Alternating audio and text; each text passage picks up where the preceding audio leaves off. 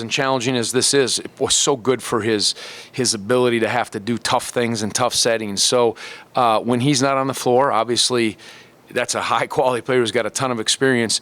It puts more pressure on us, but you know, again, they credit to them the way they guarded and they took advantage of our mistakes and then scored in a variety of ways.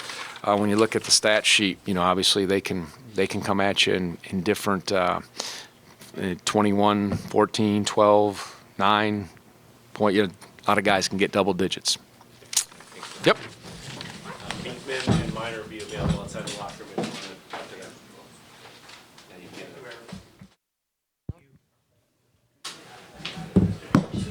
You can get them from the other team. These are our better team.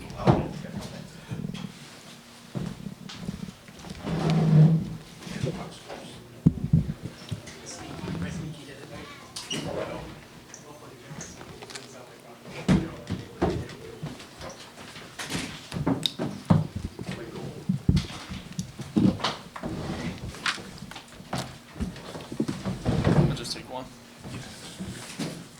Thanks. Yeah.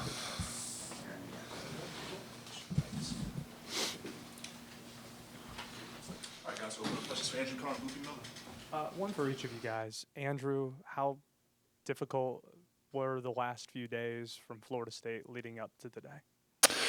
Yeah, I think we learned a lot about our team. You know, it's not always going to be, you know, easy, and especially, you know, you win 9 in a row, you kind of forget what the feeling is like when you lose. So, you know, we definitely took that hard as we should, but you know, we were ready to move on and ready to come back and practice. Had some good days of practice. Coach Forbes made sure of that, and you know, it was a great time today to try and you know, forget about Florida State now, and you know, we got it done today. So, Boopie, what was it like to be defended by Reese Beekman? What was that challenge? He's definitely a lone defender. I definitely like his defense a lot. You know, he poked the ball one time on me, but he's a great defender. Got long arms and long hands, definitely.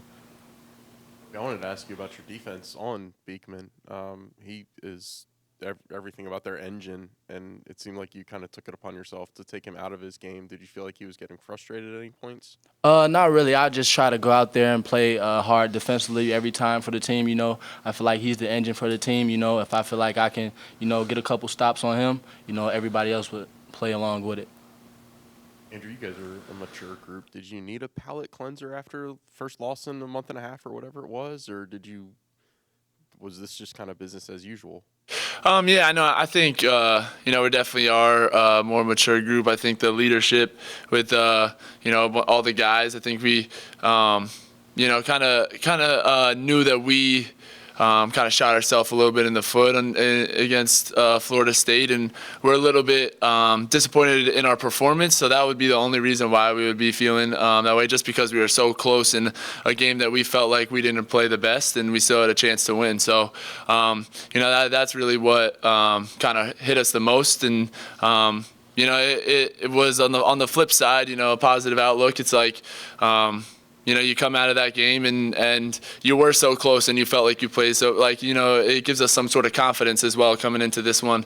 You know, being able to be in games where you might not have your A-plus stuff, but you still have a chance to win it at the end. So, Andrew, after the last 3 games where at times it didn't really seem to be going your way, you feel like something different today, whether it was aggressiveness or a different kind of brand of basketball today, specifically with you?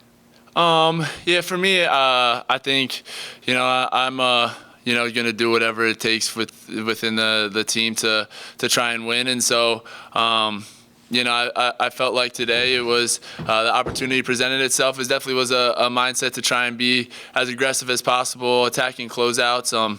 We know that they're a big helping team when they hedge and everything, so there's going to be some long closeouts. And when we get those opportunities, you know, I was coming into the game ready to take advantage of it and try to be physical, get into the paint a little bit more, and you know, either kick it out or try and, you know, create something for myself as well.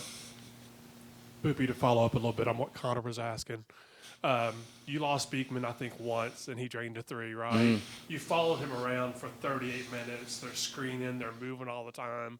One, does fatigue set in at that point?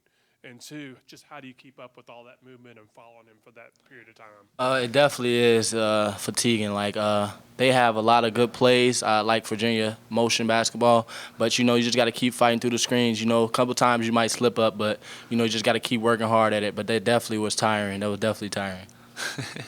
Boopie, you guys had 25 baskets, 13 assists. Do you look at that at the end of the game, team assists, just to see how well you guys are moving the ball? Yeah, we definitely do look at that. I feel like we had a lot of turnovers these past 2 games, but we can definitely turn it up on the assist side. We've been talking about that. The coach has been talking to us about moving the ball a little bit more, but I feel like that's going to come with us. Just keep playing together more and more. 7 assists for you, 2 Yeah, I tried to get 10 assists today, yeah. For either of you guys, I don't want to get into whether Tuesday was Hunter's worst game, but it certainly felt like an off game. Like he was dribbling off his foot a couple times. He only had 10 points.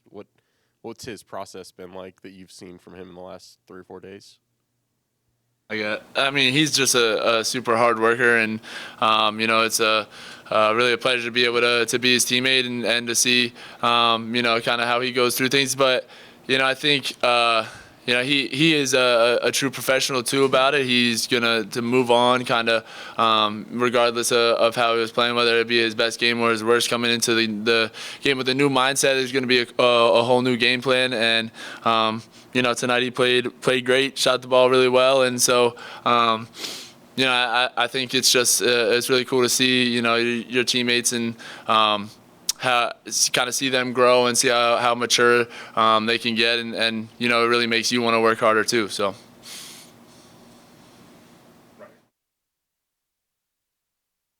All 5 of the starters played over 32 minutes. Efton was the lowest with 32.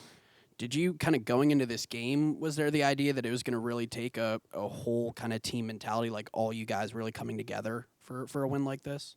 Yeah, definitely. Efton even told us that before the game. We watched a lot of film on them. I feel like they have a lot of motion screens, so the game, the pace slowed down a little bit. But I feel like with the minutes, we condition ourselves very well, so I feel like we'll be a good team for that. Yeah, I want to shout out all these guards, man. They're just chasing screens all game is a lot harder than a lot of people think. You get into a situation where you could cheat at one time, whatever, but just the discipline and the fight that these guys have to do what we're trying to do in the game plan and chase it's really tough. So shout out to those guys. They do a really good job. So.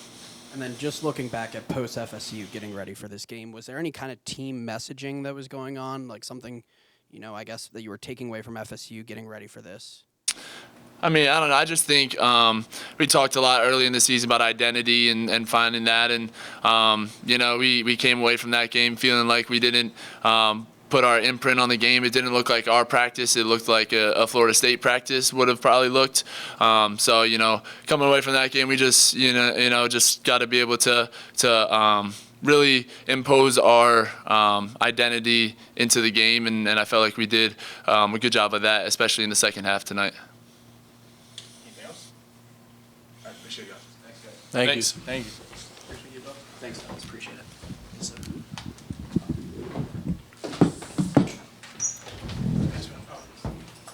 Oh, I'm sorry.